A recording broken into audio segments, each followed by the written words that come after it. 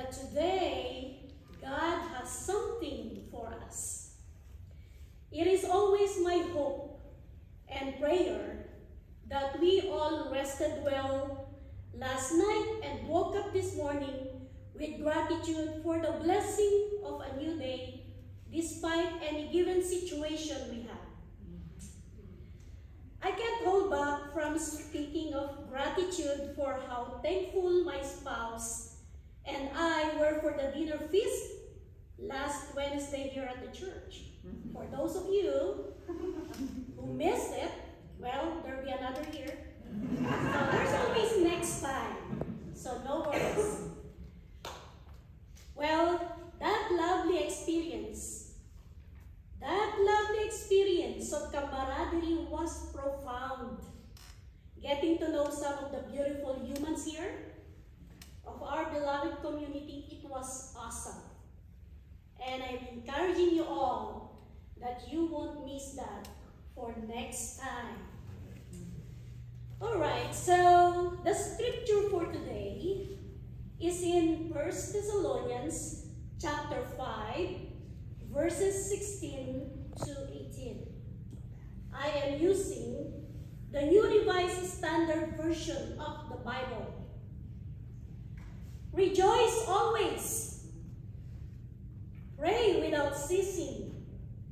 Give thanks in all circumstances, for this is the will of God in Christ Jesus for you.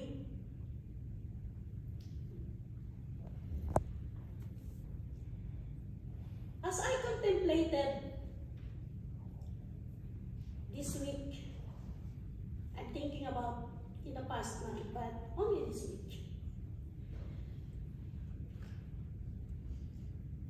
These questions occurred to me. What am I grateful for? How can I be thankful while bad things happen in my family, neighborhood, and to a large extent, the world? In our reflection today, the same question I encourage you to contemplate. What are we grateful for? How can we be thankful while bad things are happening? I am so grateful that I am seeing you better at this podium. Now I understand what Pastor Kim really means, juicy faces. Did you know that you are encouraging? And we are all blessed to be here. Let us pray.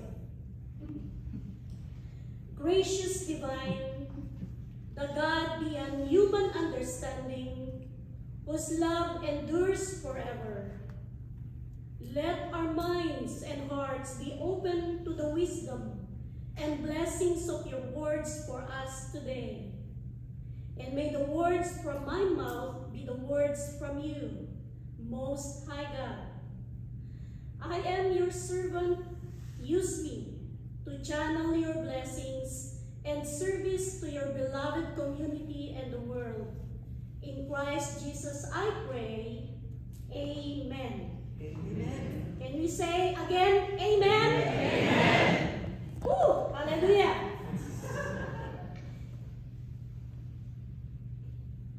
I know that in this coming, I think it's the next few days, we are anticipating a holiday. Is it right?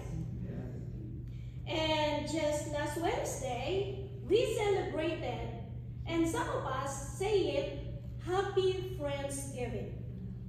For whatever it is, you know, how you celebrated this coming holiday, you know, God is with us. It is a common practice to say thank you as a kind of gesture of appreciation. I'm just being conscious because I might break down. So you might see me not singing in the next few minutes. So please bear as parents, typically teach children to say thank you from a young age. Americans are known to say thank you often, right?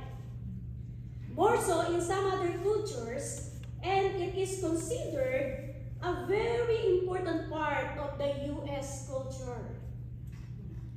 Very similar to Filipino culture. Thank you is expressed as salamat, the Tagalog word for thank you. It's commonly used across the Philippines to express gratitude in any situation. To show extra respect, especially to elders, you can add po at the end, saying, salamat po. Salamat po. Wow! I didn't even say, repeat it after me. Very good, student. Very good, children. I am commending you all for, you're paying attention to me, huh? And that makes me more nervous in this platform. So, let's move on. Now, let me dive to the scripture. The writings of Paul, as part of the New Testament, are one such major influence.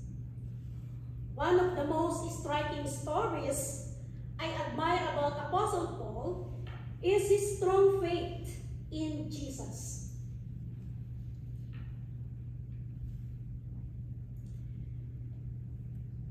If you're not familiar with Paul yet, maybe some or most of you, let me give you a glimpse of him. Now I understand that gadget is not reliable. So I might be back in the old school, printing my sermon. So please bear with me. Gadget is acting up. So, as I was saying, most of you might not be familiar about Paul. So let me give you a glimpse of him. Paul was born in Southeast Asia Minor in Tarsus, Cilicia, a province in modern-day Turkey. Paul grew up under the teaching of Gamaliel, a Pharisee and doctor of Jewish law. You can trace that in Acts chapter 22, verse 3.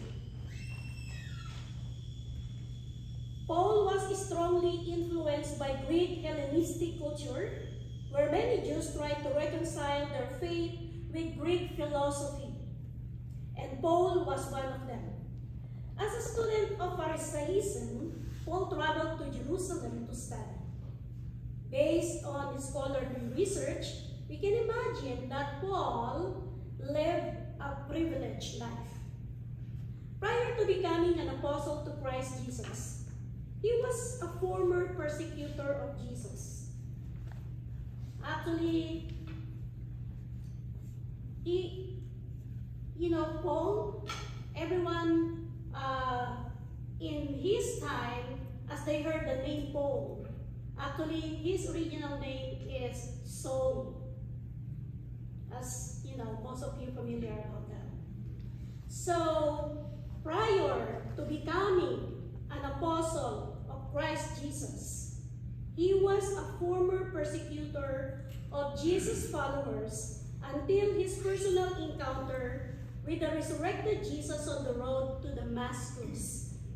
You can find the whole story in the New Testament in the book of Acts chapter 22.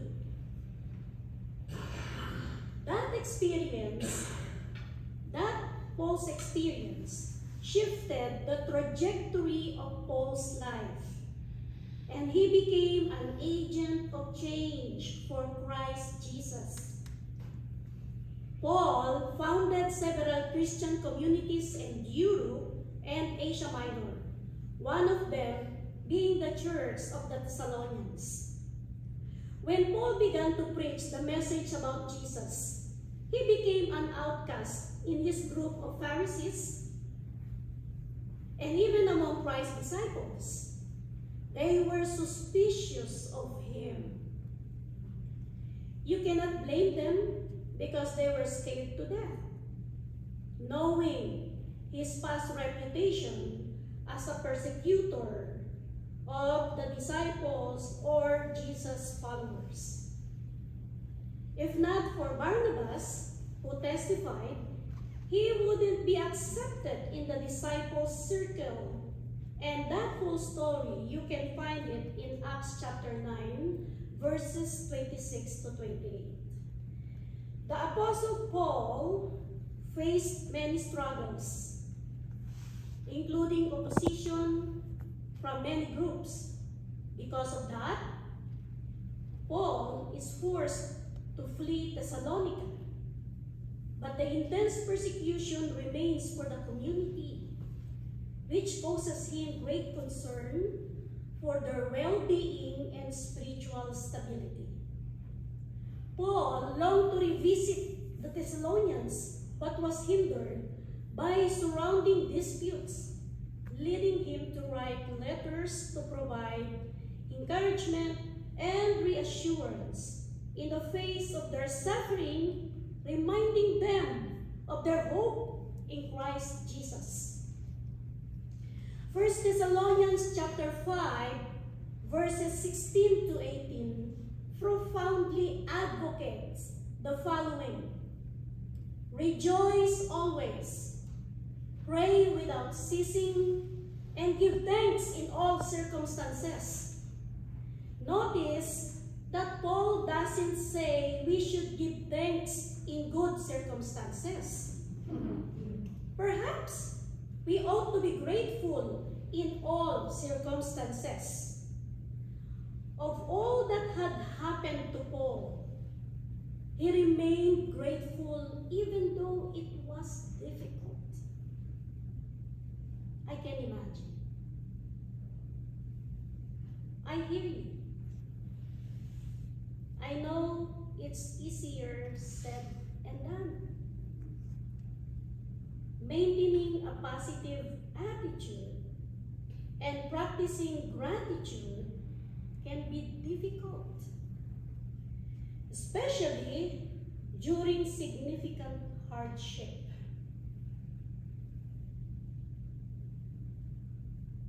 It might seem our lives are falling apart, like the story of Erica Huggins, an American activist, educator, writer, poet, former Black Panther Party member, widow, mother, and political prisoner. In 1969, the police arrested Erica Huggins, along with Bobby Seale and fellow Black Panther Party members who were accused of murdering Alex Rockley. During her incarceration, Huggins developed the use of spiritual wellness practices and was able to survive the repression and terror she faced while navigating motherhood through her unwavering commitment to spiritual practices. Every day for Erica Huggins is intentional because she believes in the power of gratefulness. She constantly sits quietly in the morning before going out to the craziness. Similar to Huggins' practice, my drill every morning, whenever I wake up from my bed, is the habit of being grateful that God gave me another day, another new day to live. Since our bedroom is facing east where the sun rises, I will let the morning sun touch my face. That's why I also have a juicy face. Just like all of you. So I love you hearing laughing, even though I don't know if my my joke is really, laughable. So, but thank you for being so kind. So, when that sun touched my face and my cheeks, I just pause and take it all in. At night, no matter how tired my body is, I am always thinking before going to sleep is the practice of being grateful to God for the whole day of grace, strength, wisdom, and protection. A daily habit of gratefulness is empowered by living in any given condition, appreciating what we have and who we are. This imperative guide human response toward God, recognition that God is the source of our joy and thanksgiving. Instead of spending our lives focused on things that we cannot control or paying attention to the chaotic world around us, it's draining our spirits. We could choose to turn towards the negativity that ignites our despair, or focus our direction down the path of faith and encouragement. Two prominent religious leaders, Bishop Desmond Tutu and the Dalai Lama, both agreed, in order to develop our mind, we must look at a deeper level. Another research study by Robert Emmons suggests that gratitude can improve our health and relationships, making it one of the most well-studied and effective ways to increase our well-being in life. Just like the stories of Apostle Paul and Erica Huggins, their faith is a spiritual container that serves as a catch basin of gratitude. Beloved community, we have a story to tell of what we are grateful for.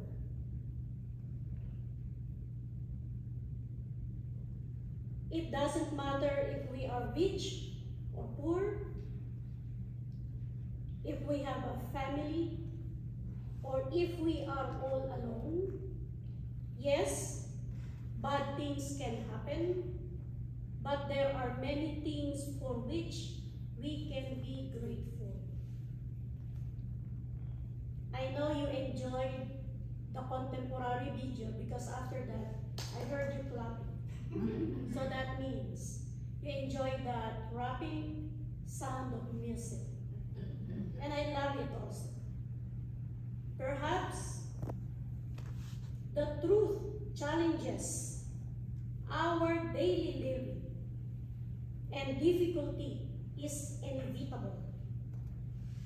But how we respond to that difficulty is our choice.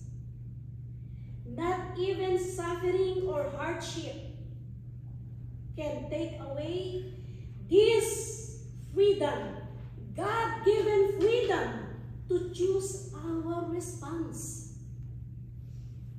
Remember the song played in our contemporary video again.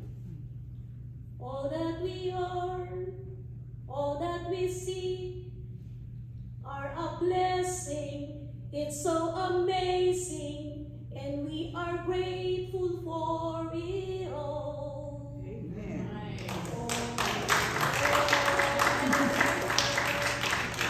Oh wow, we're clapping again. So, yes, we have to see all of us, each one of us, in the eyes of God. And that's where the time that we are grateful, because life is a gift and it is a blessing. Amen. Amen. Amen.